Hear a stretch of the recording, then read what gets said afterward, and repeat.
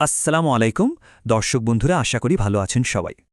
আজকে আমরা যে বিষয়টা নিয়ে কথা বলবো সেটা হলো জেফ্রি এপস্টাইন স্ক্যান্ডাল, আর এর সাথে কোল্যাপসিং গ্লোবাল সিস্টেমের যে থিওরিটা জুড়ে দেওয়া হচ্ছে সেইটা। তো চলুন শুরু করা যাক। এই পুরো বিষয়টাকে আমরা 5টা ভাগে ভাগ করে দেখব। প্রথমে আসছে অ্যাপস্টাইন ফাইল। সূত্রটা দাবি করছে এর পেছনের আসল উদ্দেশ্যটা নাকি ছিল অন্য কিছু। তো এই বিশ্লেষণের একেবারে মূলে যে ধারণাটা আছে সেটাকে বলা হয় হানি ট্র্যাপ। মানে এটা শুধু একটা সাধারণ অপরাধ না, সূত্রটা বলছে এটা আসলে একটা খুব সফিস্টিকেটেড কন্ট্রোল সিস্টেম, যেখানে বড় বড় প্রভাবশালী লোকদের আপত্তিকর অবস্থায় ফেলে ব্ল্যাকমেল করা হতো। এখন এই তথ্যের একটা বড় প্রশ্ন হল, অ্যাপস্টাইনের এত টাকা আসলো কোথা থেকে? ভাবুন একবার, $500 মিলিয়ন বেশি। একজন সাধারণ স্কুল টিচারের ব্যাকগ্রাউন্ড নিয়ে কিভাবে এত টাকার মালিক হওয়া সম্ভব? তার প্রাইভেট দ্বীপ, নিজস্ব জেট, এই সব কিছুর উৎসটাই কিন্তু তার আসল পরিচয় নিয়ে একটা বিরাট প্রশ্নবোধক চিহ্ন এঁকে দেয়।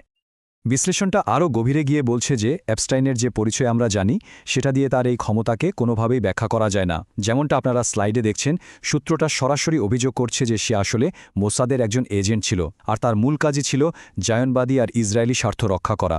বলা হচ্ছে এই কানেকশনটাই নাকি তার এই অবিশ্বাস্য ক্ষমতার সম্পদের পেছনের আসল রহস্য। তাহলে এই যে কন্ট্রোল সিস্টেমের কথা বলা হচ্ছে, এটা ঠিক কিভাবে কাজ করত?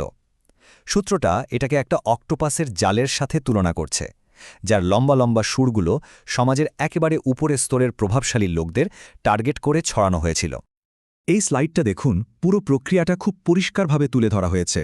প্রথমে টার্গেট ঠিক করা হতো বড় বড় রাজনীতিবিদ, সাংবাদিক বা শিক্ষাবিদ। এরপর তাদের দুর্বলতার সুযোগ নেওয়া হতো, সেটা টাকা, খ্যাতি বা যৌনতা যাই হোক না কেন।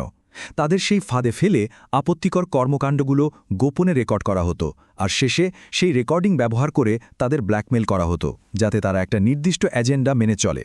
মানে সূত্রটার মূল কথাই হলো, বিশ্বের অনেক নেতাই আসলে স্বাধীনভাবে সিদ্ধান্ত নিতেন না, তারা ছিলেন পর্দার আড়ালের কোনো বড় খেলার পুতুল মাত্র। কিন্তু এই পুরো নিয়ন্ত্রণ ব্যবস্থার আসল উদ্দেশ্যটা কী ছিল? সূত্রটা তার যুক্তিকে শক্ত করতে মালয়েশিয়ার সাবেক প্রধানমন্ত্রী মাহাতির মোহাম্মদের এই বিতর্কিত উক্তিটা ব্যবহার করেছে। তাদের ভাষ্যমতে এই পুরো সিস্টেমটাই তৈরি করা হয়েছিল অন্য সবকিছুর ঊর্ধ্বে ইসরায়েলের ভূ রাজনৈতিক স্বার্থকে রক্ষা করার জন্য। কিন্তু সূত্রটার দাবি এখানেই শেষ না।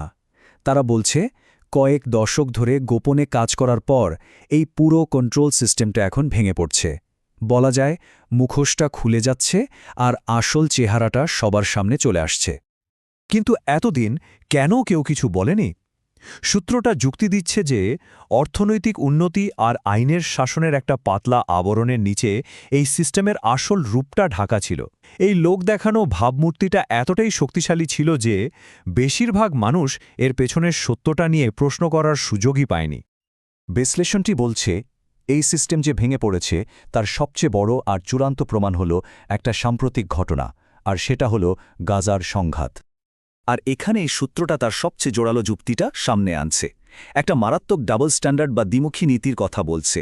দেখুন, একদিকে বিশ্বব্যবস্থা সবসময় সর্বজনীন মানবাধিকার, আন্তর্জাতিক আইন আর গণতন্ত্রের মতো বড় বড় কথা বলে, কিন্তু অন্যদিকে সূত্রটার মতে বাস্তবতা হলো ঠিক তার উল্টো, যেখানে সেই একই নিয়মকানুনগুলোই নির্লজ্জভাবে ভাঙা হচ্ছে। সূত্র থেকে নেওয়া এই লাইনটা কিন্তু খুবই শক্তিশালী। তারা সরাসরি বলছে যে গাজা ইস্যুতে পশ্চিমা বিশ্বের ভূমিকা মানবাধিকার বা গণতন্ত্রের মতো ধারণাগুলো প্রচার করার ক্ষেত্রে তাদের যে নৈতিক অধিকার ছিল সেটাকে পুরোপুরি শেষ করে দিয়েছে।